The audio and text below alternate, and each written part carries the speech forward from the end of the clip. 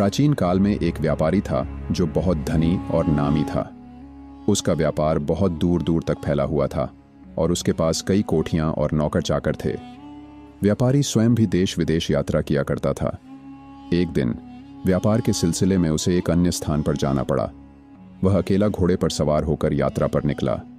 रास्ते में उसे खाने के लिए कुछ भी नहीं मिला तो उसने अपनी खुर्जी में कुलचे और खजूर भर लिए थे।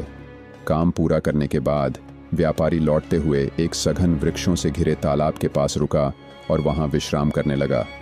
वह घोड़े से उतरा और तालाब के किनारे बैठकर कुलचे और खजूर खाने लगा।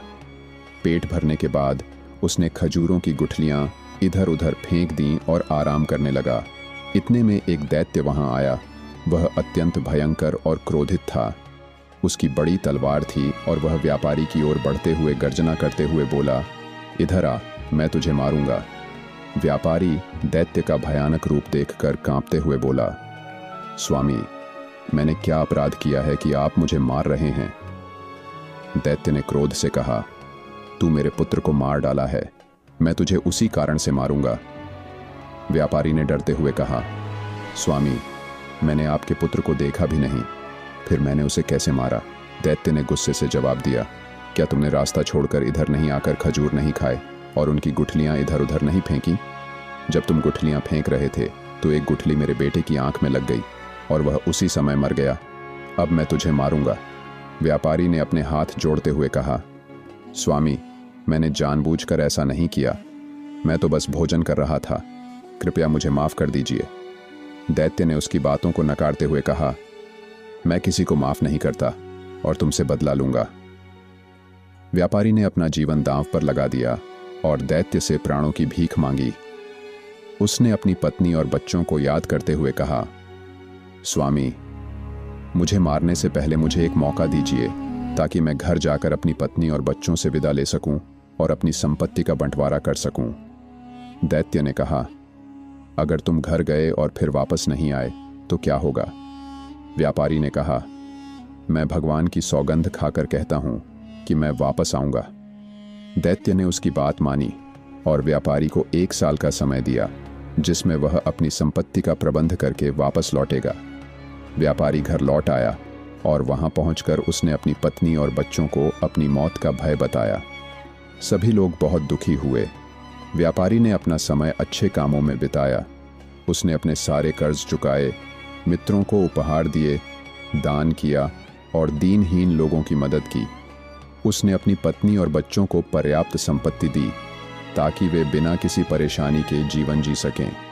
समय बीतने के बाद व्यापारी ने अपनी प्रतिज्ञा निभाने का निर्णय लिया और वह उस स्थान पर वापस लौट आया जहां उसने दैत्य से वादा किया था।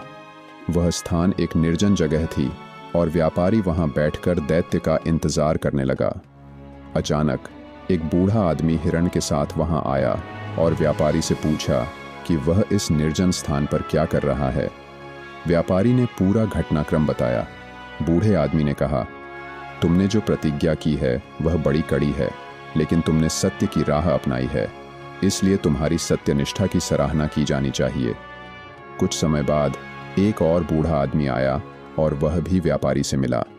वह दोनों वृद्ध एक दूसरे से बात कर रहे थे जब एक तीसरा वृद्ध आदमी खच्चर पर सवार होकर वहां आया। अब वे सभी मिलकर व्यापारी से बात करने लगे और इस बीच दैत्य का आगमन हुआ। एक घना धुआं चारों ओर फैलने लगा और दैत्य ने व्यापारी को पकड़ लिया। दैत्य ने व्यापारी से कहा, तुम मेरे बेटे के हत्यारे हो, इसलिए तुम्हारी मृत्यु निश्चित है। व्यापारी ने रोते हुए कहा, स्वामी, मेरी कोई गलती नहीं थी, यह सब एक दुर्घटना थी। दैत्य ने उसकी कोई बात नहीं मानी और उसे मारने के लिए तलवार उठाई।